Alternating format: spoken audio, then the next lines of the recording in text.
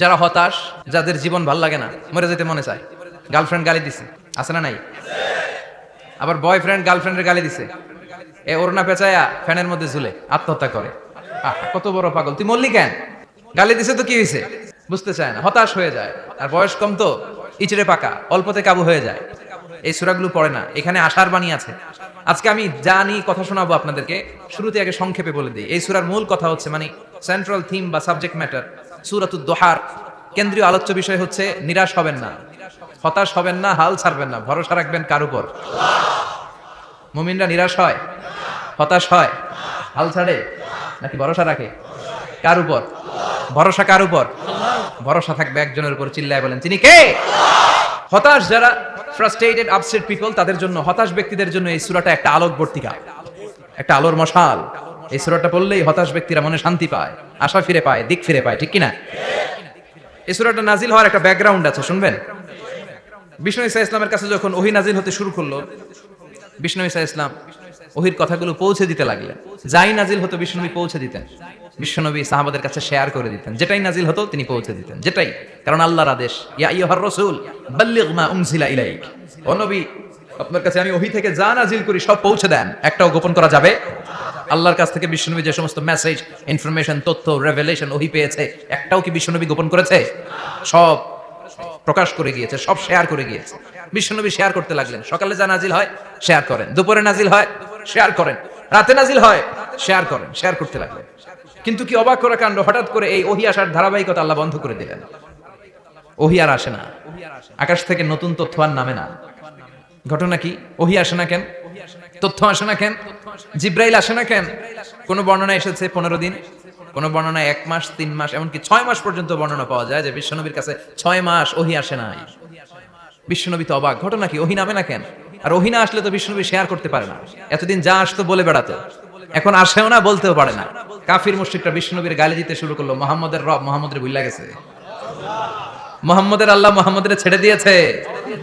বিশ্বনবীর চাচি আবু লাহাবের স্ত্রী উম্মে জামিল বলতে শুরু করলো, কি মুহাম্মদ, তোমার শয়তানটা তোমার কাছে আসে না? না, শয়তান দ্বারা তিনি জিব্রাইলকে বুঝিয়েছেন যে তোমার জিব্রাইল তোমার কাছে আসে না। এভাবে সবাই গালমন্দ করতে শুরু করলো যে মুহাম্মদের আল্লাহ মুহাম্মদকে ভুলে গিয়েছে। বিষ্ণু ঈসা ইসলাম নিজেও হতাশ হয়ে গেলেন, কি রে ওহী আসে না কেন? আমার কোনো ভুল হচ্ছে না তো? আমার কোনো অপরাধ হয়ে গেল না তো? আল্লাহ কি আমার উপর অসন্তুষ্ট হয়েছেন? আল্লাহ কি আসলেই আমারে ভুলে গেছেন? আল্লাহ কি আমাকে ত্যাগ করেছেন? তিনি কি আমার উপর রেগে আছেন? আমরাও মাঝে মাঝে এরকম হতাশ হয়ে পড়ি। এরকম হতাশ লোক আছে না নাই? কি রে, আমার দোয়া কবুল হয় না কেন? আল্লাহ আমার ডাকে সাড়া দেয় না কেন? আমার জীবনে এত দুঃখ কেন? আমার জীবনে তো ভালো কিছু হয় না, খালি সব কষ্ট আমার কেন? এরকম আছে না নাই? এরকম হতাশদের জন্য এই সূরাটা একটা আলোকবর্তিকা, মোটিভেশনাল সূরা। আলহামদুলিল্লাহ পড়েন।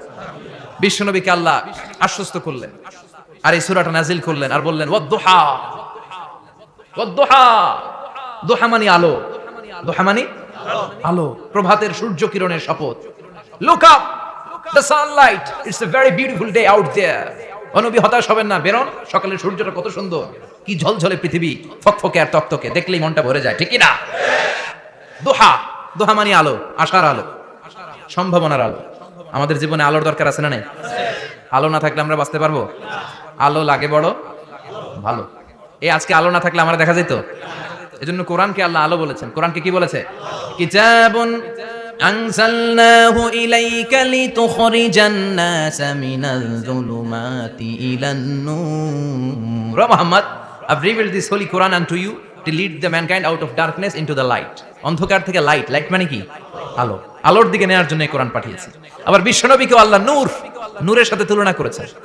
আবার বিশ্বনবী আল্লাহর কাছে নূর চাইতেন, বলতেন, আল্লাহ আমার ডানে আলো দাও, আমার বায়ে আলো দাও, আমার সামনে আলো দাও, পিছনে আলো দাও, উপরে আলো দাও, নিচে আলো দাও, আমার দেহে আলো দাও, আমার মাংসপেশির ভিতরে আলো দাও, আমার হাড্ডির ভিতরে আলো দাও, আমার জন্য তুমি আলো দাও। পড়েন আমিন। আল্লাহ বললেন, দুনিয়ার জীবনের চাইতে আখিরাতের জীবন শ্রেষ্ঠ এবং স্থায়ী, ঠিক কি না? কার কথা? দুনিয়া স্থায়ী না আখিরাত স্থায়ী? দুনিয়া শ্রেষ্ঠ না আখিরাত শ্রেষ্ঠ? কিন্তু আমরা কোনটার পিছনে দৌড়াই? খালি দুনিয়া, দুনিয়া, দুনিয়া কে মজা লে লো, দুনিয়া তোমারই হ্যায়, কিন্তু জান্নাত কে মজা লে লো, জান্নাত তোমারই হ্যায়, ওটা কয় না? আছে না নাই? দুনিয়ার পেছনে পাগল হয়ে আমরা পড়ে থাকি। এই দুনিয়ার জীবনটা একটা মায়াজাল, এটা একটা মরিচিকা। এই মরিচিকা, এই ধোঁকা, এই লালসা আর এই মায়াজালের পেছনে আমরা ছুটছি। ছুটতে ছুটতে হুট করে একবার কবরের ভিতরে ঢুকতে হবে। কথা বলেন, তখন আমাদের টনক নড়বে। এজন্য দুনিয়া মুমিনদের জন্য শ্রেষ্ঠ আর স্থায়ী জায়গা নয়। মুমিনের আসল জায়গা হচ্ছে আখিরাত।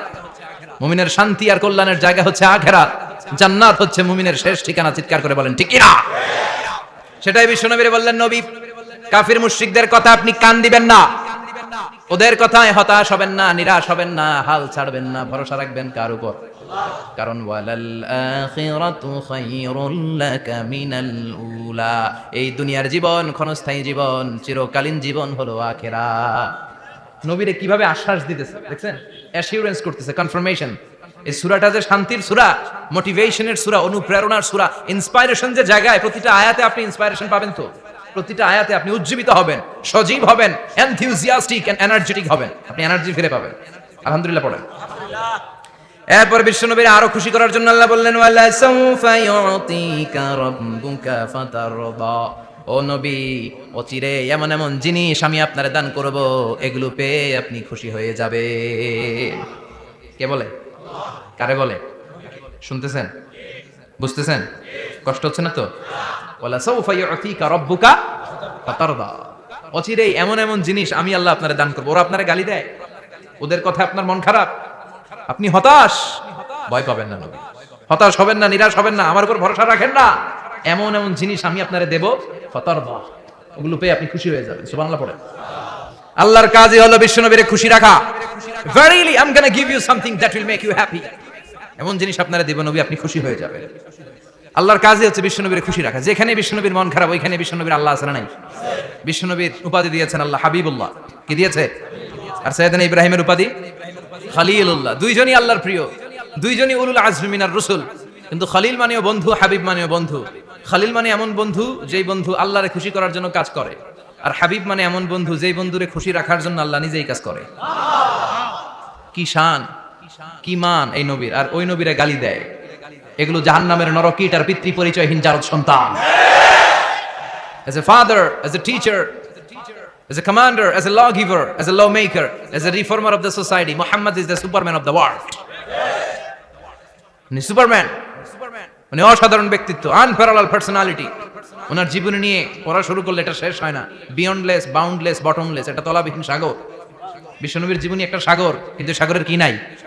সুবহানাল্লাহ কইবেন না? এই বিশ্বনবীর খুশি রাখা কার কাজ? যেখানে বিশ্বনবী হতাশ, যেখানে বিশ্বনবীর মন খারাপ, বিশ্বনবীর মন ভালো করে দেখে। এজন্য আল্লাহ বলেন, ওয়ালা সাউফা ইউতিকা রাব্বুকা, অচিরেই আপনার রব আপনাকে এমন এমন জিনিস দান করবে নবী, এগুলো পেয়ে আপনি খুশি হয়ে যাবেন। খেয়াল করে বুঝতে হবে কিভাবে আল্লাহ তাআলা বিশ্বনবীকে খুশি করেন। দেখেন, বিশ্বনবীর প্রথম কোথায় খুশি করলেন? বিশ্বনবী মক্কার জমিনে দাওয়াতি কাজ যখন শুরু করলেন, তিনি দেখলেন বিশ্বনবী খুব ভালো অ্যানালাইসিস করতে পারতেন। তিনি মক্কার সোসাইটিটাকে, সমাজটাকে বিশ্লেষণ করে, অ্যানালাইজ করে উনি দেখলেন যে এই মক্কায় দাওয়াতি কাজের একটা শক্ত অবস্থান নিতে হলে দুইজন লোকের একজন আমার চাই। সুবহানাল্লাহ পড়েন। কি বিশ্লেষণ শক্তি, কি চিন্তা শক্তি! উনি ঘেটে ফেললেন, উনি বুঝে ফেললেন সবাইকে দেখে যে দুইজনের একজন আমার সাথে না থাকলে আমার দাওয়াতি কাজ চালানো কষ্ট হয়ে যাবে।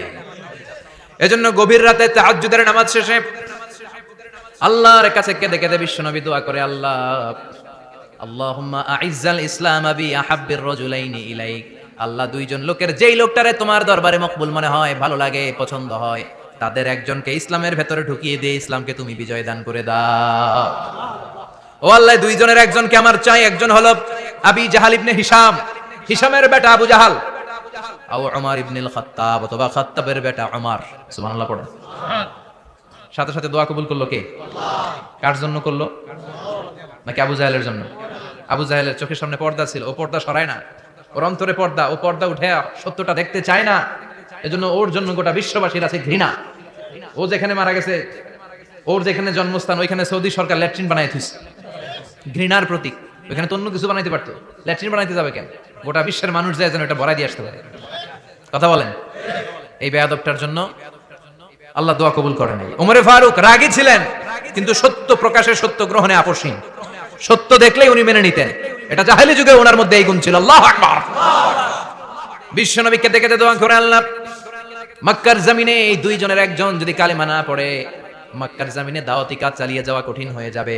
হয় হিশামের বেটা আবু জাহেল কিংবা খাত্তাবের বেটা ওমরকে তুমি ইসলামে ঢুকাও। আল্লাহ ওমরের জন্য দোয়া কবুল করলেন। বিশ্বনবী তখনও বুঝতে পারেন এই দোয়াটা কার জন্য কবুল।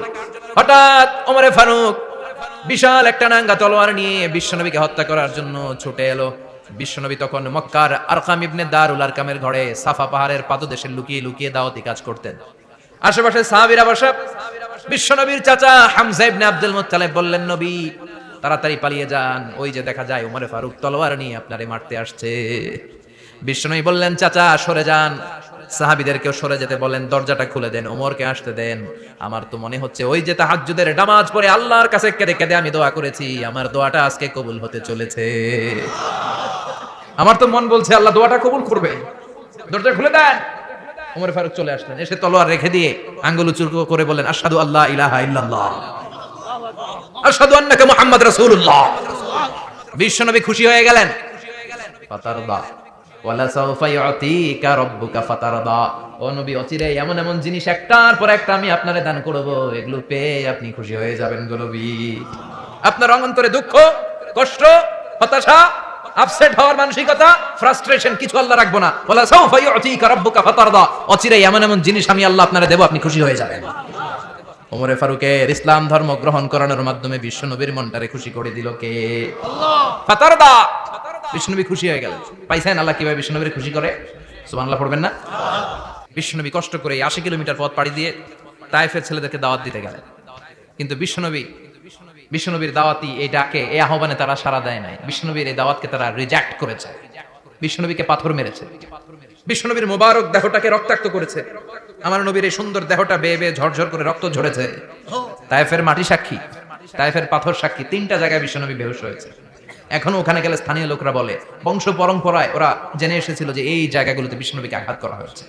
এখনো লোকজন দেখায়, এখানে পড়েছিল বিশ্বনবী, ওখানে পড়েছিল, ওখানে পড়েছিল, ওই খেজুর বাগানে বিশ্বনবী লুকিয়েছিল, আজও ওখানে খেজুর বাগানই করে রাখছে। আল্লাহু আকবার পড়ে। পাথর মেরে বিশ্বনবীকে রক্তাক্ত করা হলো। বিশ্বনবী রক্তাক্ত। বিশ্বনবীর সাহাবা সাইয়েদনা যায়েদ রাদিয়াল্লাহু তাআলা আনহু কুয়া থেকে পানি এনে বিশ্বনবীর গা থেকে রক্তগুলো ঝেড়ে ফেলে দেয়। বিশ্বনবীর গায়ের মধ্যে পানি দিয়ে হাত পাগুলো ধুইয়ে দেয়। বিশ্বনবী কাঁদে। আহা, কাঁদে। রহমতের নবী কাঁদে, আরেকজনের জন্য কাঁদে, নিজের কোনো লাভ নাই। মায়ের খাইছে, ওরা যেন বাঁচে জাহান্নামের আগুন থেকে। সুবহানাল্লাহ কইবেন না? ওদেরকে বাঁচাইতে আসছিল জাহান্নামের মায়ের থেকে, জাহান্নামের শাস্তি থেকে। ওদেরকে বাঁচানোর জন্য নবী মায়ের খেয়েছে। চিল্লায় এখন ঠিক কি না? কেঁদে কেঁদে বিশ্বনবী হয়রান। যায়েদ রাদিয়াল্লাহু তাআলা আনহু বিশ্বনবীর সান্ত্বনা দেন, নবী কাঁদবেন না। হামলাতুল জিবাল, পাহাড় রক্ষী ফেরেশতারা এসে বলে, নবী আপনি শুধু অর্ডার করেন, এই যে পাহাড়ের গিরিপথ, এই 2টা গিরিপথ, এই 2টা পাহাড় এমন ভাবে 2 দিক থেকে চাপা দেব গো নবী, তায়েফের সবগুলো ছেলের মুহূর্তের মধ্যে ধূলিসাৎ করে দেব। বিষ্ণু বললেন, না, আমি ক্ষমা করে দিলাম, আমি ক্ষমা করে দিলাম। আমার গায়ের উপরে যারা অত্যাচার করে এর কোনোটার প্রতিশোধ আমি নেই না। আমি শুধু প্রতিশোধ নেই যারা ইসলামের বিরোধিতা করে। চিল্লায় বলেন ঠিক না? বিশ্বনবীকে আঘাত করা হয়েছে, তার গায়ে শারীরিক কষ্ট, এটার শাস্তি বিশ্বনবী দিতেন না, কখনোই দিতেন না, ক্ষমা করে দিতেন। কিন্তু ইসলামকে মারাত্মক ভাবে যদি ইসলামের বিরুদ্ধাচরণ কেউ যদি করতো, শুধু তাদের উপর বিশ্বনবী তলোয়ার চালাতেন। চিৎকার করে বলতে হবে ঠিক কিনা? বিশ্বনবী কাঁদলেন। কে দেখে বিশ্বনবীর কান্না? নিজের জন্য কাঁদে না, ওদের জন্য কাঁদে। আর বললেন, না ফেরেশতারা, ওদেরকে তোমরা মেরে ফেলো না, হয়তো ওরা কালিমা পড়ে নাই, ওদের ভবিষ্যৎ প্রজন্মদের মধ্যে থেকে কেউ না কেউ কালিমার বাণী পড়বে। তাই হয়েছে। তায়েফে গেলে হৃদয়টা ঠান্ডা হয়ে যায়। মসজিদ আর মসজিদ, মসজিদ আর মসজিদ, আল্লাহ ওয়ালাদের ভিড়, চমৎকার এক পরিবেশ তায়েফের পরিবেশ। বিশ্বনবী কেঁদে কেঁদে হয়রান।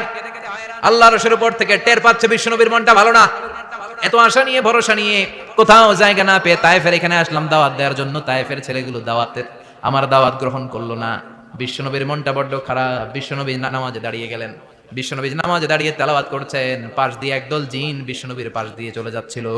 একদল জিন, জিন জাতি চলে যাচ্ছে, আর বিশ্বনবীর তেলাওয়াত শুনে তারা থমকে দাঁড়ায়। কিরে, এত সুন্দর কোরআন, এরকম তো শুনি নাই। ইনি কে? খোঁজখবর নিয়ে দেখলেন ইনি বিশ্বনবী। সুবহানাল্লাহ পড়েন। তারপরে এরা ছুটে গেল এলাকায়। এলাকায় যে এরা ঘোষণা দেয়া শুরু করলো, ইন্না সামি'না কুরআনান আজাবা ইয়াহদি ইলার রুশদি ফাআমান্না বিহি। নিশ্চয় আমরা আজীব চমৎকার কোরআন তেলাওয়াত শুনে এসেছি। এই তেলাওয়াত সাধারণ তেলাওয়াত নয়, এই আয়াত দুনিয়ার মানুষের বানানো আয়াত নয়। এই আয়াতগুলো পাঠিয়েছে কে? এই আয়াতগুলো ইয়াহদি ইলার রুশদি, হেদায়েতের দিকে মানুষকে পথ দেখায়। তাই আমরা যারা এই তেলাওয়াত শুনেছি, আমান্না বিহি, এই তেলাওয়াত শুনে, কোরআন শুনে, বিশ্বনবীর কণ্ঠে তেলাওয়াত শুনে আমরা সবাই ঈমান এনে মুসলমান হয়ে গেলাম। বিশ্বনবী তখনও জানে না জিনেরা যে মুসলমান হয়েছে। বিশ্বনবী নামাজ পড়ে যখন বসলেন, সাইয়েদনা জিবরাইল মারফত আল্লাহ বিশ্বনবীরা জানায়, ও নবী হতাশ হন কেন? হতাশ হবেন না, নিরাশ হবেন না। হাল ছাড়বেন না, ভরসা রাখবেন কার উপর? ও নবী হতাশ হন কেন? দাওয়াত দিতে এসেছিলেন তায়েফের যুবকদেরকে। তায়েফের যুবকরা দাওয়াত কবুল করে নাই তো কি হয়েছে? তার বিপরীতে অদৃশ্য জগতের একটা প্রাণী জিন জাতি, তারা আপনার কণ্ঠের সুন্দর তেলাওয়াত শুনে কালিমা পড়ে মুসলমান হয়ে গিয়েছে গো নবী।